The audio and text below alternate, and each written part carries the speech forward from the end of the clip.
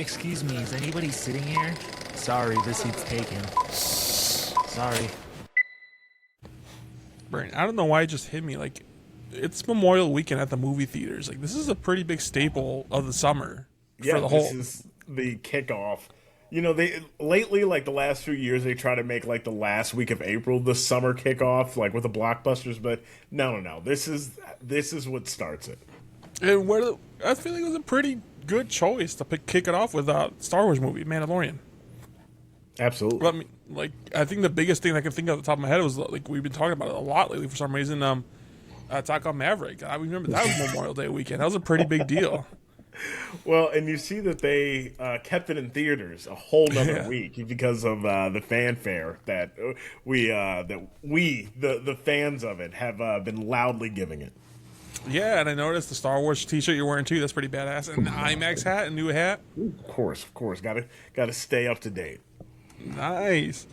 I've been busy. This week. I've been busy going to the movies. Like people keeping up with my stories. I've been to the movies 3 times this week, and I just finished a new TV show. Like as I was waiting for you today. And my goal was 4. I think we talked about it last week. The goal was 4 this time, but like something came up, and I had to come. Couldn't go on Tuesday, and that was In the Great. I'm still missing In the Great. That's still on my list. Looking forward to you watching it because I still have so much to talk about. But I'll wait patiently one more week. But you gotta get on it, man.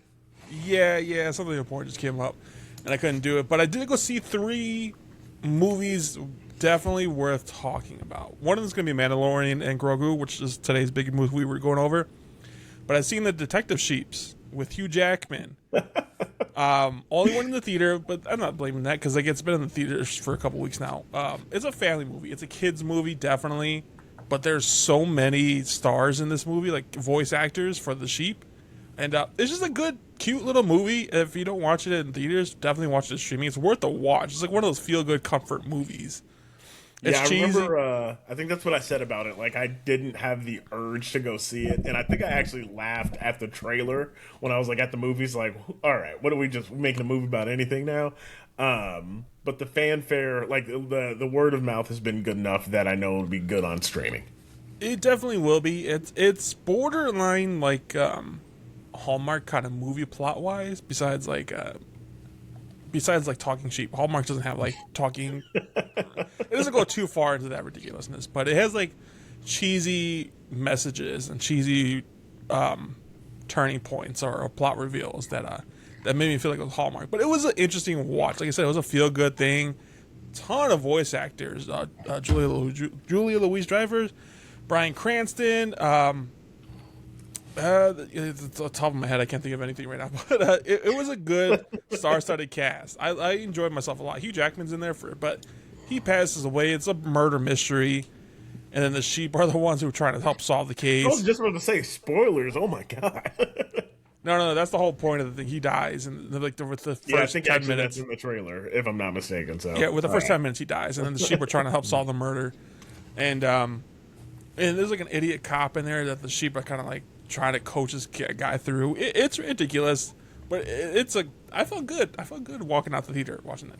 I was the only one in the theater by myself, but it was cool. A win is a win, my friend. A second one I went to go see is God Is. Let me pull up that information. I don't know if you've seen trailers for that with the twin sisters two burnt. Brandon, if it wasn't for the budget of this movie, you would think it was a Tubi movie. No. Yeah.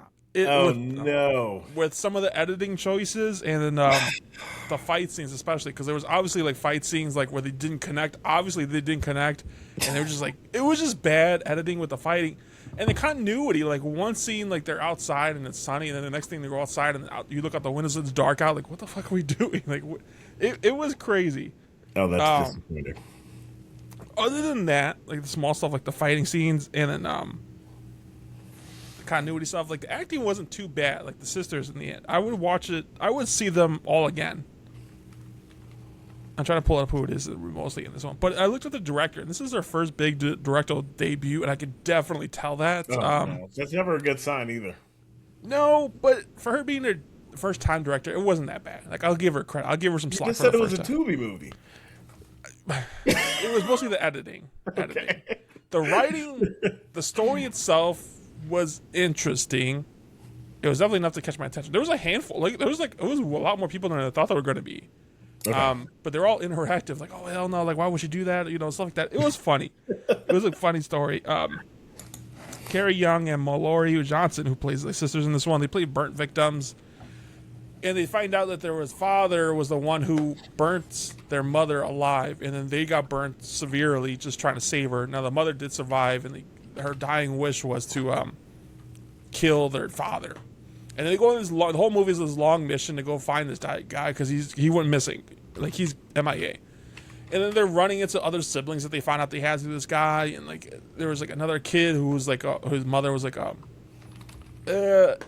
pastor that she made at her home, like a church that she made at her home. It was like a cult almost. And then she found out they have another pair of twins, boy twins. It was a not too original. But like I said, the fighting scenes were so bad, Brandon. It pissed me off how bad they were. But the story, it was okay. It was okay. The ending was not satisfying for me though. Oof. No, and I heard a lot of people complaining about the ending too, walking out the theater. I think it might be worth for you watching at home. Watch it at home, but yeah, theaters. I definitely you could pass on. Okay, yeah, it's good to know.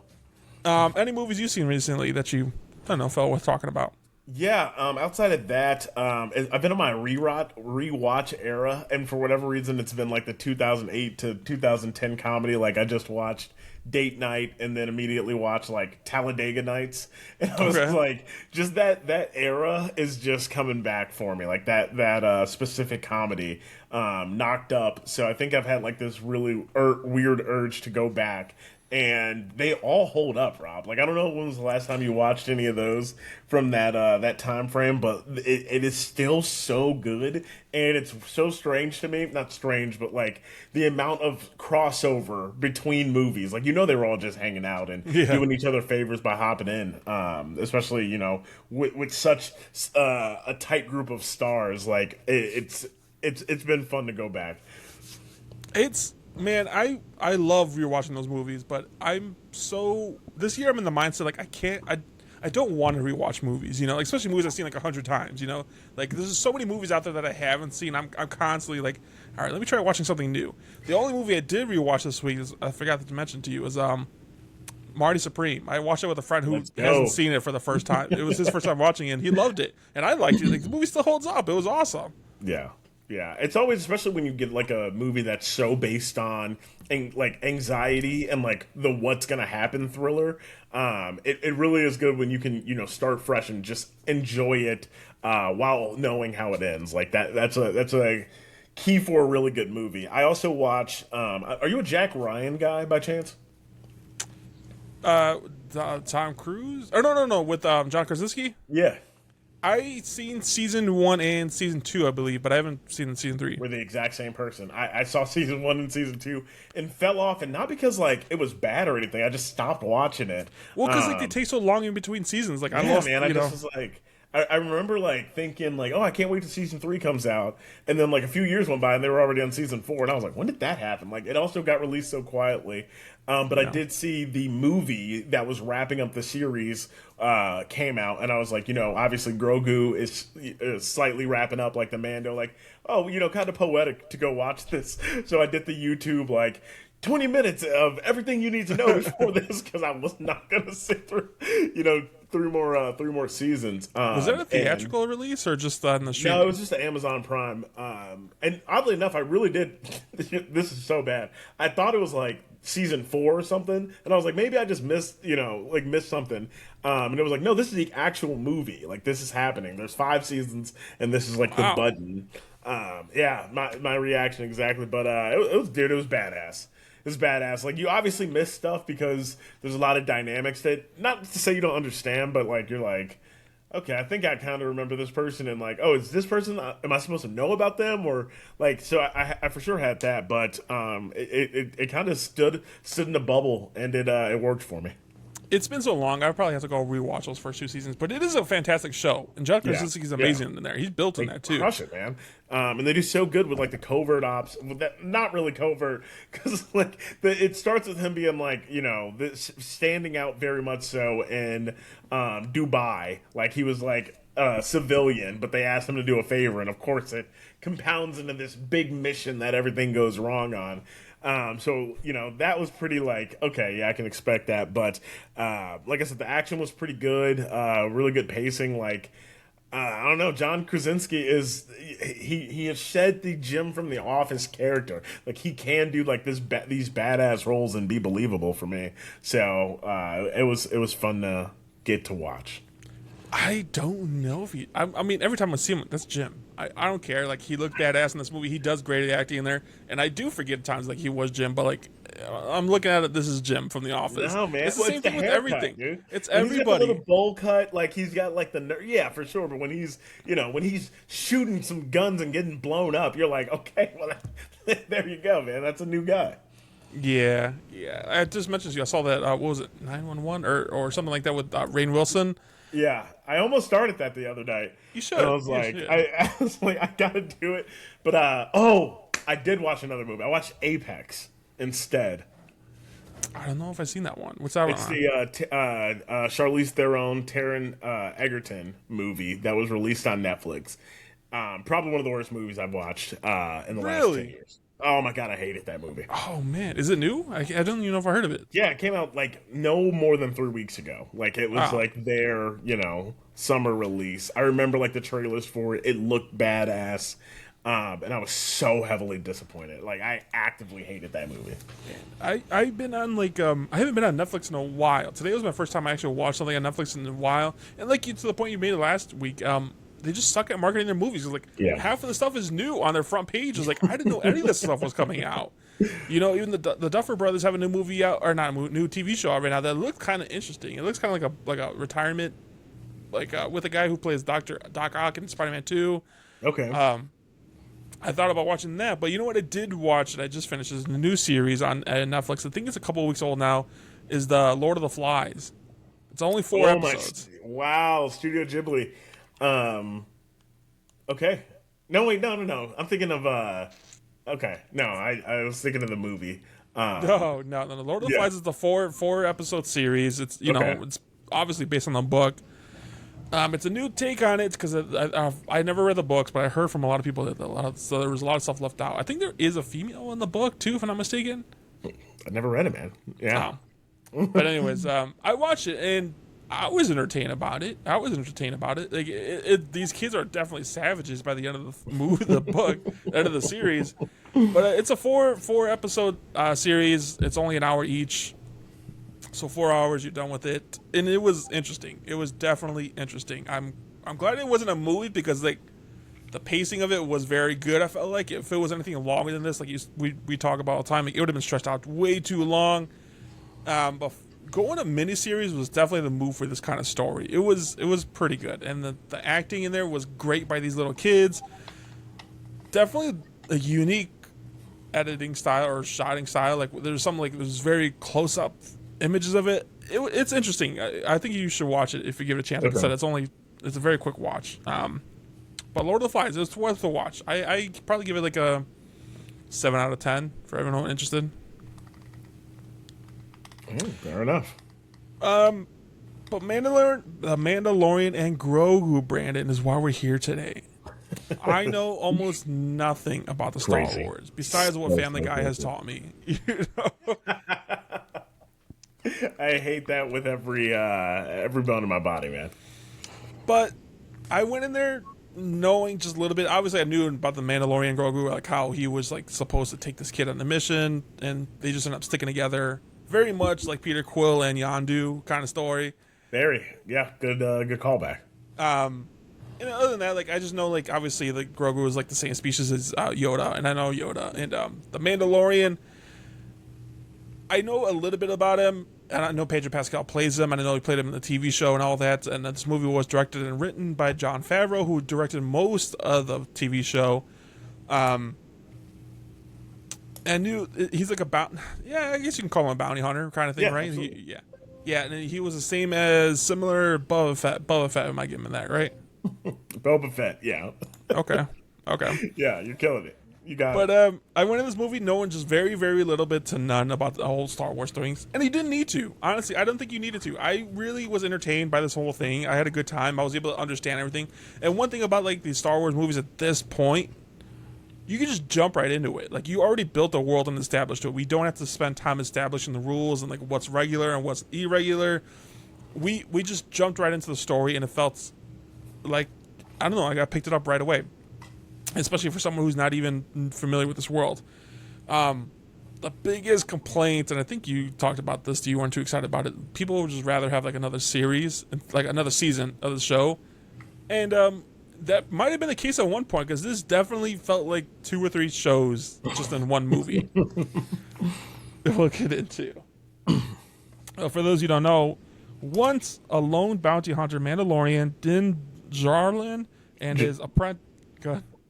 Din Djarin and his apprentice Grogu embark on an exciting new Star Wars adventure. Directed by Jon Favreau, written by Jon Favreau, Dave Filoni, and Noah Clore, based on characters by George Lucas. And new characters in this one, and also like a ton of references. I watched a YouTube video on like some of the references. Like it touches on like obviously the series, but a ton going back to the original Star Wars movies. We're introduced to characters like Sigourney Weaver's character, Colonna Ward, Zeb Orleos. Yeah, well, we know Zeb from Star Wars Rebels, but this was, and I think he appeared in the last episode or last season of Mando, but he was introduced as like part of his team, which was a new revelation for us. Mm-hmm. I did some research on this movie. It's because Star Wars has been around since the 70s. This is the first Star Wars movies in theaters since the 2019, 7 years. The budget for this movie, I was very interested about the budget because obviously it's coming off a TV show, and it only had 166.4 million, one of the lowest Disney era franchise for theatrical. The TV series budget, season 1 had a budget of 100 million. Season 2 bumped up way much to 290 million, and it went back down to 130 million. And obviously, like this is 166, so kind of cut the middle for there. And the movie needs to make at least 415 million to break even. Do you think we'll reach there? I think it'll be close because what did we start off with? About 90 this weekend, 88. I think we'll definitely reach it. Thankfully, like with the audience word of mouth, I think it'll be close. I'm actually not as confident that it's going to reach over the 450 mark, but we'll see. I don't think opening weekend, which is kind of crazy because it is Memorial Day weekend. I think a lot of families are going to go see this movie, but I think it might take like two, maybe 3 weeks to get there. We got to think, right? If we start with 90 this weekend, it's probably going to have a 60% drop. So now we're talking, a little bit over 45%, like 45 million next weekend, and law of diminishing returns. Like it's going to stick around, getting 25 to 30 until it fizzles out, or they're probably going to put this on Disney Plus in about 45 days. So that's more so like it makes me nervous, man. Why do you think they made this into a movie instead of another season? Bro, because it's been 7 years since we got our last theatrical release. We were supposed to have 3 different movies by now. You know how many Star Wars movies have been announced? Like, we were supposed to get the Rian Johnson trilogy. The moment we got that announced, we knew that shit wasn't going to happen. We had the one by... who's the director of Thor: Love and Thunder? Taika Waititi. He had a project. Kevin Feige had a project. And there's been so many like cancellations. The Patty Jenkins movie, which they are actually going to make a little bit differently now. Like that's the one that we know is going to be on the screen. Like 7 years is too long when you spent all that money to own Star Wars. Like you have to get your return on the big screen. Like, and that's coming from someone I've been a adamant fan of the TV shows, minus Boba Fett, that was trash. But like Mandalorian, the Rogue One, Andor spinoff. Like Andor is probably one of my favorite series in like the last 10 years. Like it is iconic. However, you gotta put it out on the big screen. You just have to give us that feeling again. Yeah, I mean the big thing is cash too. Like it's definitely money because like ROI, baby. It's like I said, it could have been a TV series, but like there's so much merch out there right now. Essentially, popcorn. There's like several popcorn buckets. Yeah. The most popcorn buckets I've seen Those in a are cool while ones. for this. You know, like they do a bunch of collabs. Like I bought like vanilla wafers as a collab with Star Wars. Like the vanilla wafers, they were green, and they just teamed up with everybody. There's a bunch of Burger King toys out there right now that look really cool. Bro, I got home from watching this movie. I was playing Fortnite, and you could literally see the first like 5 minutes of the movie in Fortnite. And I was like, yeah, they're just literally pulling out all the stops.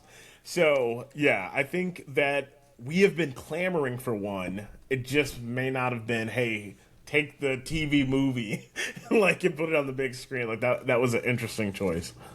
And Jeremy Allen White's in this one too. Like we're going to talk about him in a minute or a little bit because it was cool, interesting. I liked him a lot, but and I think you predicted like the biggest thing. Like, does he take off his helmet, Mandalorian, in the series? I think Or is this his first time? Times. No, only a handful. It's a major plot point. Like Grogu sees him. I think it's the first person to see him without his helmet, and like they touched in the movie, it is like very much so against the religion. And back then, like season 1, Din Djarin, he was like a diehard like cult. Like he very much, now he's relaxed a little bit. He still follows it, but you know, there's wiggle room as you see in the movie. Like, yeah, we'll talk about it. Yeah, and we both went to go see this opening night. How was your theater?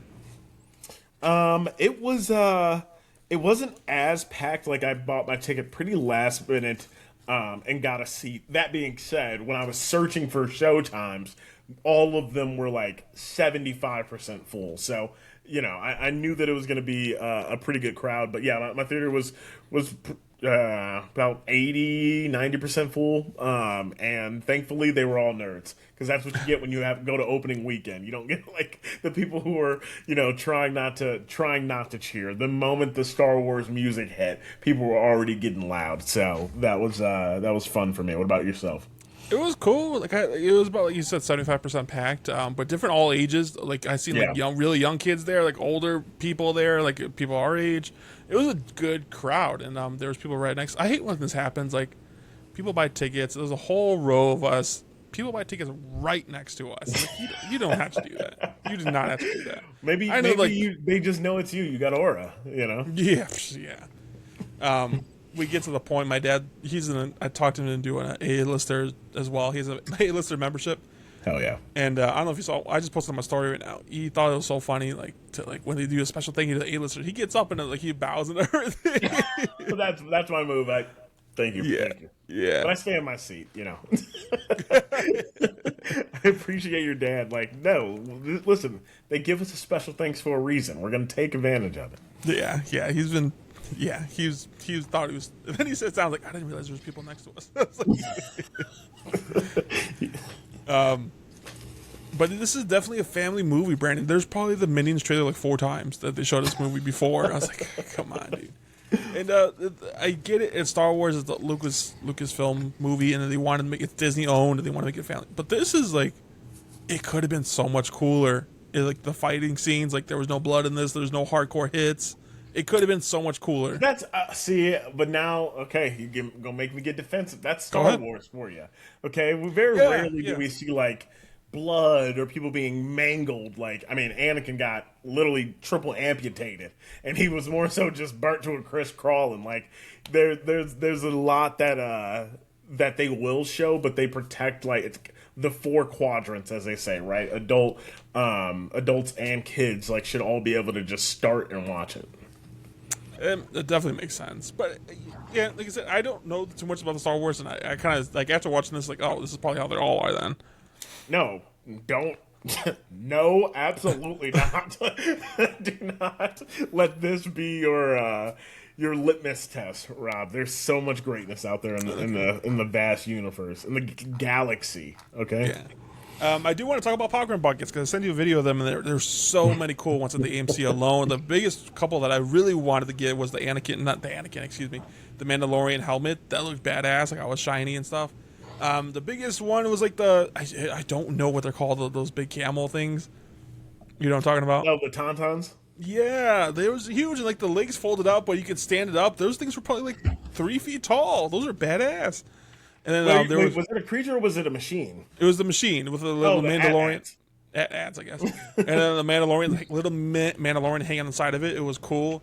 There was like a bowl with little Grogu sitting inside of it. There was also another one too, but it was all very cool. Over $50 for all of them, and then the biggest one was like $80. I was like, I think it was Fantastic Four like ruined these popcorn buckets for us because they had that big one that was like $80 and people bought it.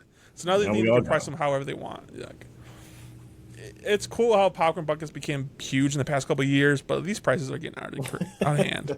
And you know what? It's people like you. You're the problem. All right. you got too excited about it. They saw it and they said, "Let us capitalize with capitalism." And now we are all affected. And it doesn't even like each of them probably only like 20 of them. Like we've seen it happen before. They don't even make a lot of them. No, they don't. It's crazy. It's crazy. Let's get into the movie. This movie opens up just like a traditional Star Wars movie with text on the screen. I felt like I was part of the crew when I saw that. It was very cool to open it up. See, and this is like you're already cracking me up because now this is the fun part for you is it wasn't an opening crawl, right? Yeah, they just I put did it notice on that. here. And that's like something they've been doing for these non-anthology Star Wars movies, but yeah, man, you're officially in the crew. And it opens up, with him already on a mission, the bounty hunter mission. Like it opens up with him like taking out a couple people, and they mention like the rebellion, like the New Republic is taking out the rebellions, and I'm assuming this is still people who they mentioned like the Empire, like with Darth Vader and all of them. Like you would think the Empire is taken out already, but there's still little guys like this guy that he takes out. Exactly. Who are still trying to do the same thing, and New Republic is trying to wipe them all out. And then here comes the Mandalorian. They take him, they hire him to do this one mission. It was a pretty cool introduction because it was a long shot of him taking out this whole crew. Yeah, badass. You even seen him in the Tauntauns, like that one shot for the home taking them all out. That was a pretty cool one. You see Grogu using the Force a little bit. That was really cool. And then you see that one action shot for him for a minute straight of him going down mountain as fast as he could. It felt like a roller coaster ride, especially in IMAX.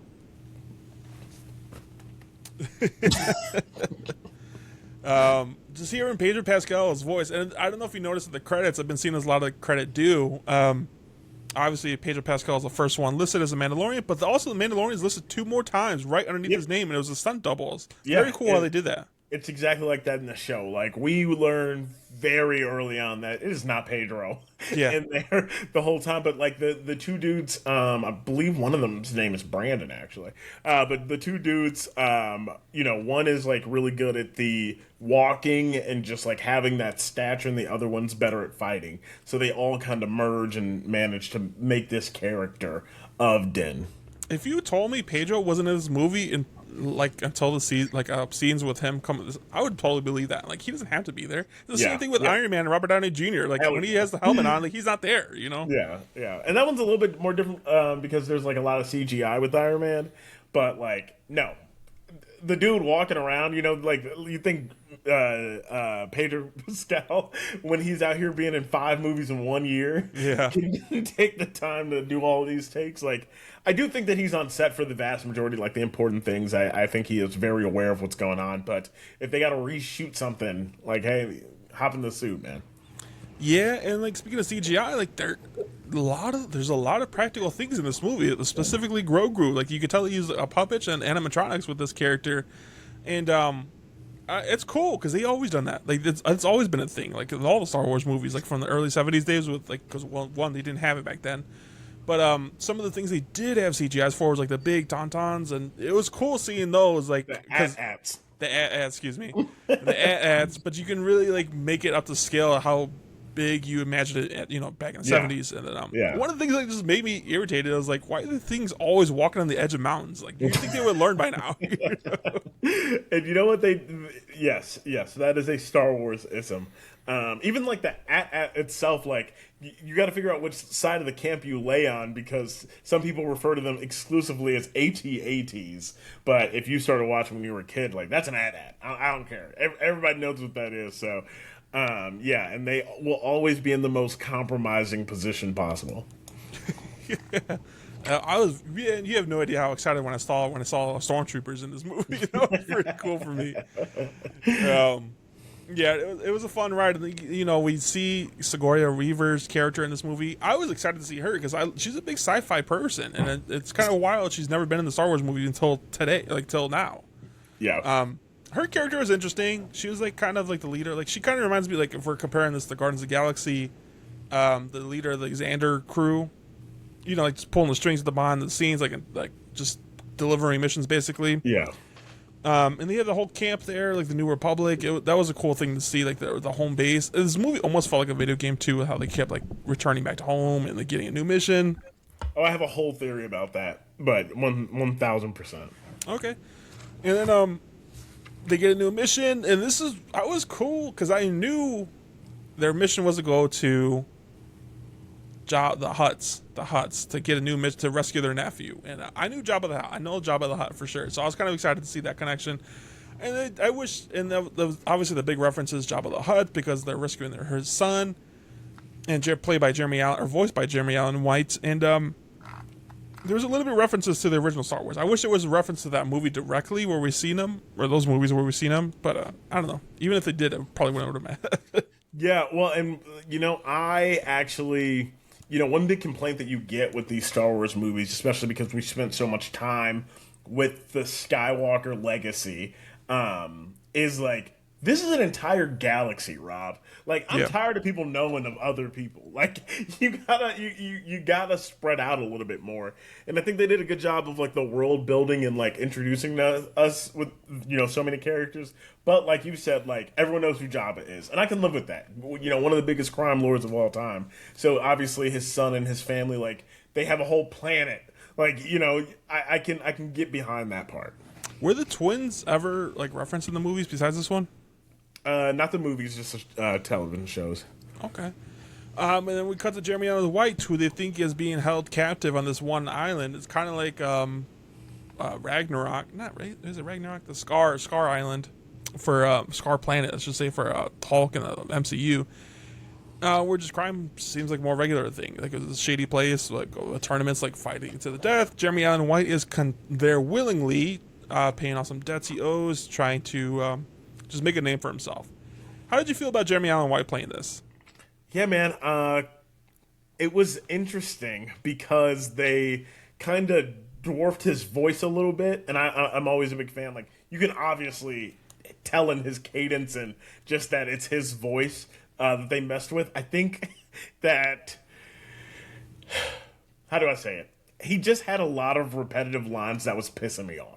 Like, he kind of came across as, like, whiny, but he's in this, like, super yoked body, like, I need to be my own man, I was just like, all right, interesting. But I'm a Jeremy Allen White fan. I don't know, I liked it.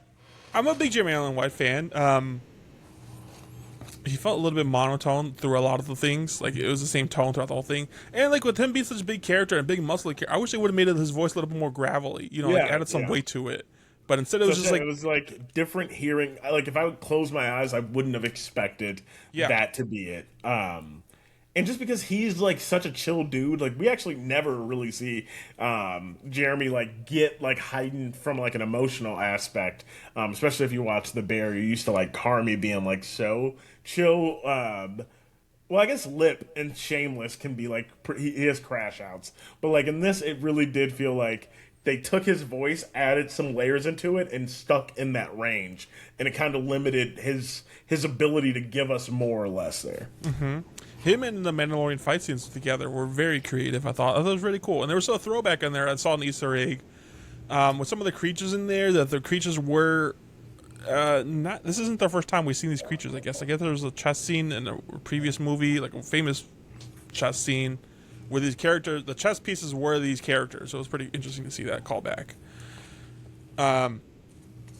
And then, like, they rescue him. There's a whole big thing. I don't want to spoil it too much because I think people should go see this, especially if you're a Star Wars fan.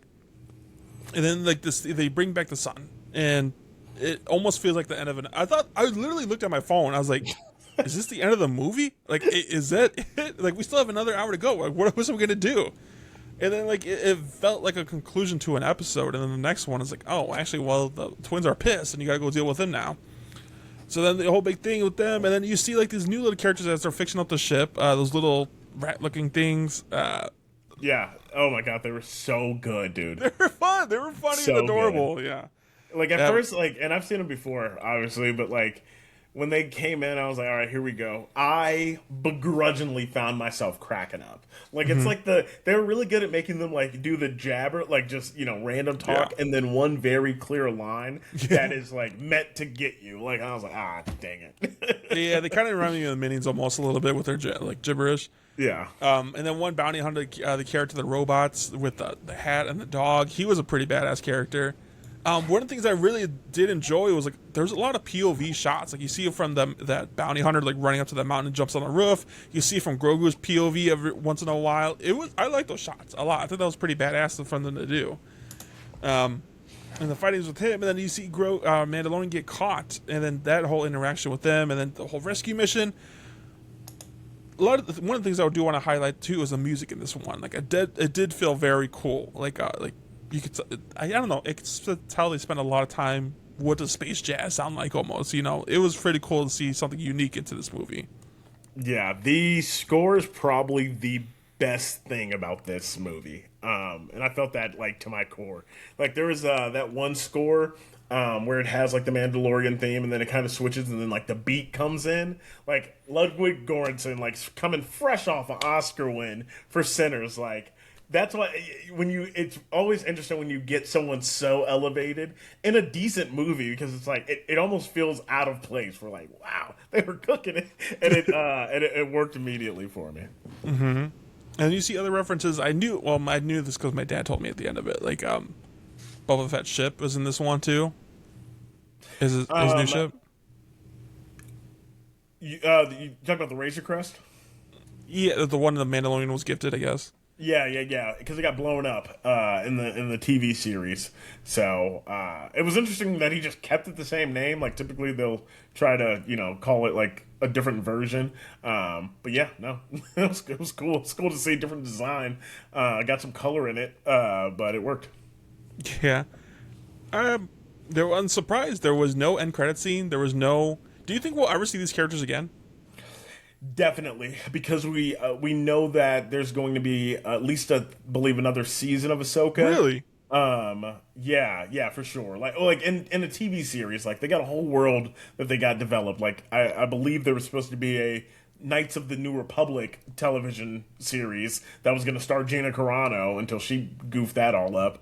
But there is something that's going to happen that has to wrap up the story that we've been on with Ahsoka, with Din, with Bo-Katan. Like there's too many irons in the fire.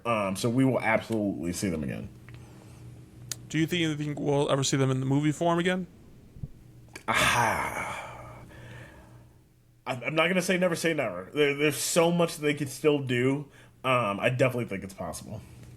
That would be really cool, because I think the next Star Wars movie is that Ryan Gosling one that they announced with. Yeah, man. So who knows? They might be crossover. Actually, no. I kind of doubt they were going to be that, because I think they announced that one's like a totally solo, separate thing. Yeah, it's in its own bubble, and it's more so about obviously fighter pilot is the inspiration for it. So no, like, and I'm more than happy with that. Like, please don't give us something different there. And again, there's just a lot of meat still left on the bone that if they want to explore this, they absolutely can. Like if they announce if this one crushes it for like no reason, we have these where maybe the box office starts a little like okay decently, but it has legs. Like if this movie is still in theaters and come July and it's still like just doing well, then yeah, I absolutely see them greenlighting another one. Okay. There's also scenes I forgot to talk about too, like where the Grogu was taking the Mandalorian as he was poisoned, and that giant snake fight was very cool. With like how he like took out like those multiple sea creatures, and then you see the Grogu taking care. That was a very good, heartful scene. Like you knew, like it was good. And then you see him like the Grogu was sneaking onto that lizard's like dock and stealing some fish. Interesting to see this thing to see, but I was pretty happy with everything about this. I was kind of surprised because I sat down, I googled, is there an end credit scene for this, and there wasn't, surprisingly. Rob, See, that hurts me. And again, I felt like the coolest guy in the theater because Run P, please sponsor me. Not only does it tell you the best times to go leave to piss or go get a snack or whatever, but at the end of it, it literally says, "Is there an end credit scene or is there anything worth staying for at the end?" And I got a big, beautiful no. But I saw so many screens light up and they're typing and they're googling. And I'm like, guys, Run P, come on. Come on. That's all I want to see. I want to see Letterbox being open, and I want to see Run P. And I'm a happy camper. You know what? I just don't think it reached up here yet because I don't see anybody using Run P like you guys do in Indy, I guess. Not Indy, Listen, Louisville. man, it's such a vibe. Have you downloaded it yet? I do have it. Yeah. Right, I haven't used it. I haven't used it just because I'm not a big fan of using the restroom during the movies. That's fair. Typically, if I go with my friends and they're all like, oh, you make me sit through a 3-hour movie. I said, guys, I got this. No, I'm willing to get a bladder infection before I get up and leave to go to the bathroom. Yeah, that's fair. Yeah. I don't know. I'm definitely excited to go back and rewatch the series now. I probably will rewatch this movie again once I finish the series. But what'd you give this movie 1 out of 10? Unless there's anything else you want to add to it. For me, I think I lean closer to about a 7. I think it was definitely decent, but I think that it felt like it should have been and could have been just a 3-episode arc of the television show. Like it felt like a season finale. They were wrapping up some loose threads. So that was like slightly disappointing. That being said, I think that if you are a Star Wars fan / if you are a Mandalorian and Grogu TV show fan, then you're gonna have a blast with this movie. Again, like I'm talking about the little critters running around, cracking me up. Like I can sit here and critique it and be all upset about like certain aspects of it, but it's been 7 years since I got to watch Star Wars on the big screen. Like I was just happy to be in that room. Are the episodes an hour long each too? No, famously, absolutely not. They do that thing like with Disney Plus where you actually don't know the episode length until it starts. You will have a 50-minute episode and then a 26-minute episode right now. Damn. Like no rhyme or reason. It actually is a big pain point for me personally. Interesting. If I think you're a little bit higher for me, mostly because you probably spent time with these characters a lot longer. I'd probably give it a 6 out of 10. 6 out of 10. I was entertained. It was a family movie. Like I don't know too much about this, but I was entertained. I liked it a lot. I liked the actors a lot. The CGI was cool. With some of the characters, like the monkey, were like the monkey man with like 6 forearms. He was pretty cool. Yeah. The creatures in this thing were badass. Jeremy Allen White was fun. The action was badass, Rob. It was some really decent action going on in here. Yeah, it's just the pacing wasn't there for me. Like, for you too. No, and I agree. I also had the exact same feeling as you, like where I did look at my watch and was like, what is happening right now? Are we about to explore another plot? We have 40 minutes left. Yeah, I thought this thing is wrapped up. But I said I was going to get into it. My biggest critique of this, I guess, is this very much so felt like it was setting up for either a video game or a Disney park ride. Like almost every, like you talk about those POV shots, like when they're racing, I was like, oh, they're just getting ready for a ride. Like this is theme park related. Yeah. And I couldn't unsee it. Like capitalism at its finest, Rob. I was like, oh my God. Like they have no chill. Like that took me out of the movie physically at a lot of points. And I don't really necessarily mind like the video game aspect because that's kind of what this show is about. Like it truly is just Den out there going from mission to mission to mission. Like it's supposed to feel like that. So I felt good about that. But yeah, the theme park aspect, I really hope that's not the direction we're going in. Oh, I'm sure it will be. Have you been to the Disney World? Come on. Yeah, this place is awesome. As somebody who doesn't even watch Star Wars, it had me wanting to buy a lightsaber. Like, it was that cool. Yeah. I have 5 lightsabers, and I got a decent amount of helmets, to say the least. I'm surprised. Like, I thought lightsabers would be a thing in this movie. I guess they're not common as I thought they were. No, so this is, and you know what? You're actually about to get all of this. This is after the time of the Jedi, so Jedis are not around. That's why Grogu is so special, because he's out there using the Force. So I guess the Jedi's gone. Like they can't use lightsabers anymore. Like nobody. I guess that was like it's a weapon for Jedi, Rob. So I mean, and nobody can like not just anybody can pick it up, I guess. It's a little bit more like nuanced than that because man, you're gonna get me on a whole rant. There's a whole thing about like your lightsaber like you need a kyber crystal for that, and then you have to bond with it. Like it's a whole ordeal. They're not mass produced. Like it's a very specialized weapon, and literally every Jedi has like a lightsaber. It's not like they're just hanging out with like 4 or 5. So like if they all disappeared, the people just had like there's people who collect them, and you'll see that piece of it, but no. And also, if the Jedi are getting wiped out, Rob, why would you go around with a lightsaber? Why would you be walking around with one if it's death on sight? I really did like the Mandalorian's gun in this movie too. I thought it was pretty cool. It reminded me like that ray gun from Invincible a little bit. Yeah, how he was like a one-shot kill like with everybody. And then like his jetpack was really cool in this movie too. I liked it a lot. His flamethrower, man. Like that's the thing about he has so many gadgets. And his like armor is obviously incredibly dope, but he's also a skilled fighter. Like the one thing that worked for me, but like I kind of had to sleep on was there's another bounty hunter in here, and not to get too much on it, but like the conflict with that other bounty hunter was like, all right, like I've seen Den do so much. Is he just not that skilled, or like what are we doing here? Is it element of surprise? You should be more prepared than that, Den. So that was starting to piss me off. But Mandalorians, man, they are literally bred for war, and it is. There's a scene in one of the in the television show where he was like, I'm a Mandalorian. Weapons are part of my religion. Like this, that's just he's about that life. Okay. Yeah, I'm excited. excited. Rob, I can bring you in warm, or I can bring you in cold. Now, let's just take it from the beginning, because like last episode, I asked you if you can make me a list of start to finish, like how should I watch these movies and TV shows and all that too. And are the video games in our canon? I think they're legends. They're legends. What does that mean? So back in the day when, man, and don't quote me on this because I'm going to get part of it wrong. Back in the day when there was so much Star Wars content, but not all of it was canon. There's a lot of good stories that worked, and there's a lot of conflict behind this. They merged, when they brought everything under one umbrella and was like, hey, this is officially what is canon. They called everything else legends. So basically, it's like it could have happened. Right, like it's like kind of DC and Elseworlds kind of thing. Yeah. So it's like they're not necessarily valid, but people can accept them if they would like to, and I think that's a really good way to go about it. Okay, so hit me with the list of how should I watch the show, because this is gonna be a big summer project, and I'll do updates every episode as we do. 3 ways to watch it, Rob. And it really just depends on, what you already know is a big part of it, or like your viewing experience. Now, you said, obviously, you know a lot from Family Guy, and just through a lot with osmosis. You've been around the block. You've heard people talk about these characters, and you're a movie nerd, and obviously you know a lot about Star Wars there. So you can do it in release order, which is probably the most recommended. So that's 4, 5, 6, 1, 2, 3.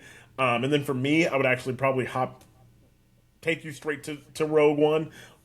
Really? If not, then you go 7, Rogue One, 8, Solo, 9. Like that's where like no one cares about the sequels in that way.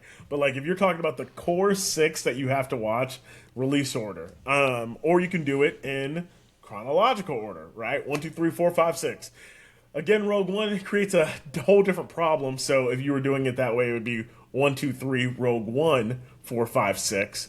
But the crazy order is machete order, Rob. It is taking, if you know anything about Star Wars, like I'm saying, it is out of order. Machete order chops that up. So you would go 4, 5. You have the option to watch 1. I would say skip it. So go 4, 5, 2, 3, then back to episode 6. Is this the one David Cornsweet suggests? Have you seen that one? Because there's like it protects like the big reveals. It gives you like a better story. Like you get your return on investment because again, there's a lot that happens. So it treats. You go 4 and 5, so you learn the character of Luke, Leia, Han. You get really invested in that, and then what you have is a flashback, right? So you go back, get the lore of the characters that you're about to dive into, and then it all gets cleaned up in episode 6. So there's a lot going on there. Interesting. And what about the TV shows? Rob, I have a whole document for you, my friend. Oh, it's okay. if you're gonna dive into it, Clone Wars exists, and Clone Wars is a masterpiece. It's one of the best shows ever. It's animated, but in a way that works for kids and adults. I'll have to send that over to you. There's quite a few shows, though, right? Besides, I know of Clone Wars, but I know there's like Clone Wars. You got Rebels. You got Mando. You got Obi-Wan, Andor, Ahsoka. You have The Acolyte, which was a show that happened. Boba Fett. Like there's so many now that we went the live action route. There's a lot, but there's also some one-offs like Tales of the Jedi. I think it's Duel something, not Duel of the Fates, but there's a lot of lore in the Star Wars universe. Hell yeah, dude! But we got to get you straight up. We just got to get you the core. Once you get to the core, then you can branch out just like anything else. Yeah, that's gonna be my summer project. So like at least I'm definitely gonna watch it minimum of one a week. So we'll do like weekly updates of where I'm at and stuff like that. Okay. We'll think.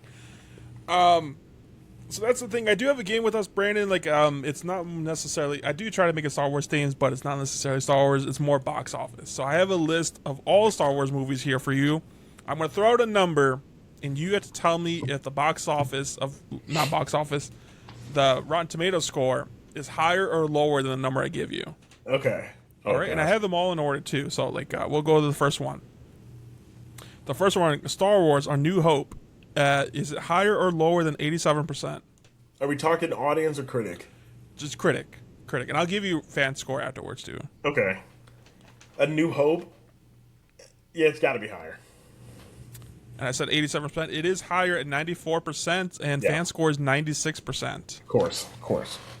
Next war is The Empire Strikes Back. Is it higher or lower than 91%? I don't care what the number is, it's higher. Just barely higher by 93%, and then the audience score is 97%. Hell yeah, it's the greatest Star Wars movie of all time. Return of the Jedi. Is it higher or lower than 94%? Lower. Ooh, okay, just a little bit lower at 83%, and their fan score is 94%. Yep, makes sense. The Phantom Menace. Is it higher or lower than 79%? If it's over that, there's generous people in this world. It's got to be lower. It is quite a bit. At 54%. Yes, audience score is. I hate that movie, Rob. I really hate that movie. Audience score is 59% for that one. Attack of the Clones. Is it higher or lower than 68%? Ooh, that's a good line. That's a really good line. But I know that there are Phantom Menace apologists, so I'm gonna go lower here. It is lower. You're killing this game so far. That's 62% for Rotten Tomato critics, and then 56% from fan scores. This is the first time it was lower. Revenge of the Sith. Is it higher or lower than 71%? It's got to be higher. Okay, I really did think I was going to get you some of these, but you're killing it so far. 79% is the critics, but it is only 66% for the fan score. See, that surprises me. This is one where I thought that the critic score, rightfully so, would be a little bit lower, but the fans, this is one that, like, most Star Wars fans, for better or for worse, not because the quality of the movie is good, but the emotion around it, like, is in a lot of people's top 3, top 4. So I just assume that, all right, that's interesting. Okay. That was Clone Wars. The Force Awakens. Oh, here we go. Is higher or lower than 98%? Okay, lower. That was kind of a high one. I should have lowered it, but it's 93%. 93%. Fan score is only 85% though. And I'll go on record saying I love this movie. Okay. Rogue One, the Star Wars story, is it higher or lower than 81%? My favorite Star Wars movie of all time. Controversial take there. Higher. It is higher. It's only at 84% though. The fan score is at 87. Okay. The Last Jedi. Here we go. No, did I do this Clone Wars ones? 42%, and you said it was lower. The Clone Wars. Let's do Clone Wars real quick. Yeah. is lower, and surprisingly, I thought this was fake almost when I had to look it up twice. 18% the I was critics gonna say score for 20 this. something for the animated. That makes sense. Even We don't talk about 39% that. for the fan score. Okay. We don't talk The about that. Last Jedi, 89%. Is it higher or lower? Lower. Oh my God, lower. This is the first one you got wrong. It's at 91% for the critics, but the fan score was only 41. Yeah. Okay, that makes so much sense. Rob, this is, and I'm glad you've never had to sit in the discourse about this movie. This will go down as one of, if not the most controversial movie of all time.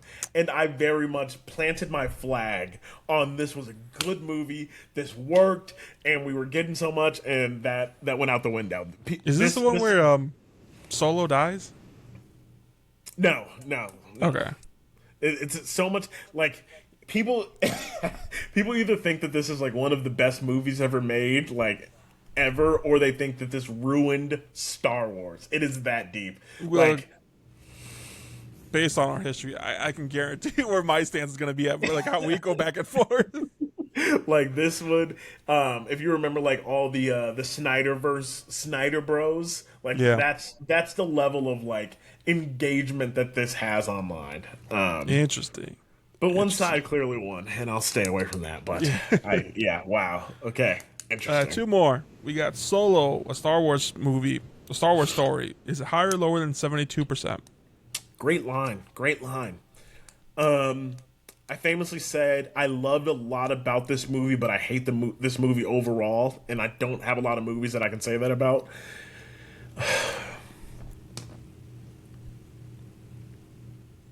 Higher. It is lower at 69%. Dang it. Great line. Great line. Yeah. Audience gave it 63%. This is the one that was so bad. Childish Gambino played Lando in this one, right? Yeah. This, like, it was so bad. Like, he was supposed to get his own spin-off movie, and I think I got canceled because it got so bad. Yeah, but he was the standout. Like that was a prime example of like I would ride or die. I loved his Lando, but it happened to be in this movie. Like this movie was so bad. For me personally, there's a lot of great things about it. For me, it didn't work. Okay. And the last one, the most recent one that just came out, Star Wars: The Rise of the Skywalker. Is it higher or lower than 63%? If it's higher, then I'm banning Rotten Tomatoes from my screen. It's got to be lower, Rob. It is the critic score is at 51%, but the audience score is at 86%. No, people lie. That is the de facto. Actually, that's too bold of a statement. I was gonna say it's the worst Star Wars movie, but again, Phantom Menace exists, and Clone Wars exists, but it's up there. Like this was the one. People like, and you're wearing the Marvel shirt, so I'm gonna go on it. Like you are a Marvel fan, correct? Mm-hmm. You love Marvel movies. Is that fair to say? I do. Do you think that every Marvel movie ever made is fantastic? No. And that's the thing. Like, people don't understand that you can have these opinions. Like, I am a sequel apologist. A lot of people don't like the sequel movies. I think Force Awakens slaps. I was a big fan of Last Jedi when it first came out. I think this movie is dog shit, Rob. And I hate it so much that it, put a bad taste in my mouth for everything else. But that being said, I can still enjoy everything else about it. I don't like this movie. Would you say Star Wars is your number one franchise?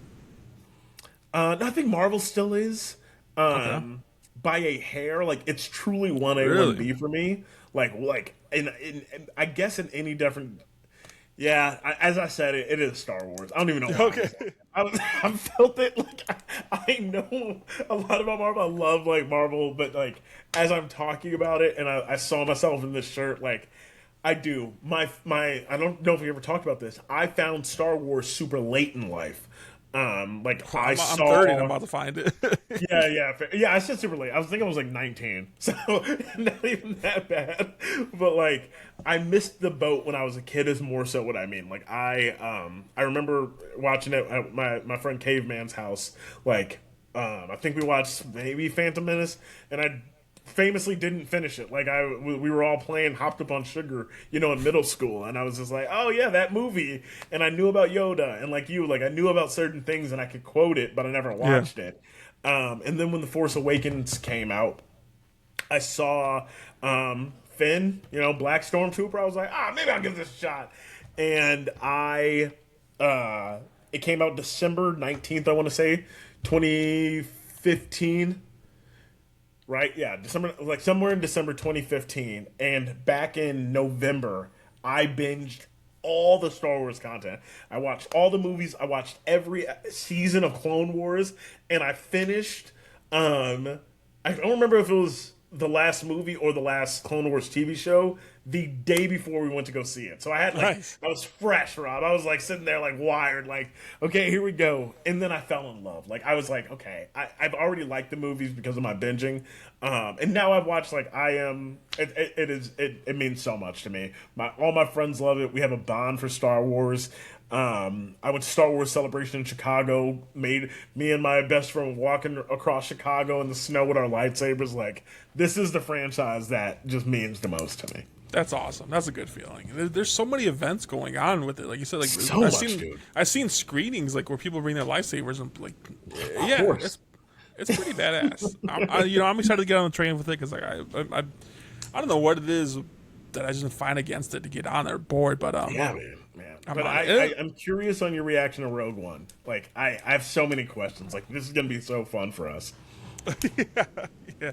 And then we met. Speaking of franchises, like a couple episodes ago, you asked me like about Harry Potter. Where does it rank? And I've watched all the movies recently, and then I've been listening to audiobooks. It has easily jumped up to the top 10 now. Okay, now do you at least get my reation when you're like, yeah, especially by the time Christmas comes around and the new show starts, it's probably gonna bump up to the top 5. Yeah, you have to. Brandon, I think June's going to be stacked, but we still got one more week into May, and it's going to be like a slower week. There is a couple of movies coming out. There is a horror movie called The Back Rooms. I'm definitely excited for the A24 movie. I know you're not going to go see it. There are a couple other smaller movies, but there's plenty of movies out right now that I'm going to try to see in theaters as much as possible, and there's a couple more shows I want to finish, but yeah, officially next week, I'm going to give you my first take on whatever movies I start with, and for the Star Wars, and we'll just go from there. In June, it's going to be stacked. We'll go, actually... Yeah. I think next episode we might even talk about what most anticipated for June, or just go off the list and see what we're excited for. Okay, yeah, we got some hitters coming out, so this will be fun. Yeah, everyone, listen to watch our YouTube if you want. If just support us on YouTube as well, so we can keep this thing going. Everyone, thank you so much for listening. Stay tuned. Next week we'll be saving you a seat.